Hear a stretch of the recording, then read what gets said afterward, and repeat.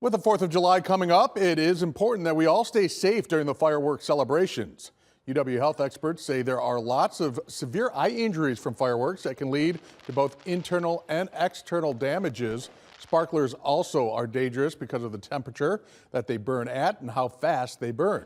Experts recommend children wear safety glasses and be supervised if they are going to be near any fire during this holiday weekend.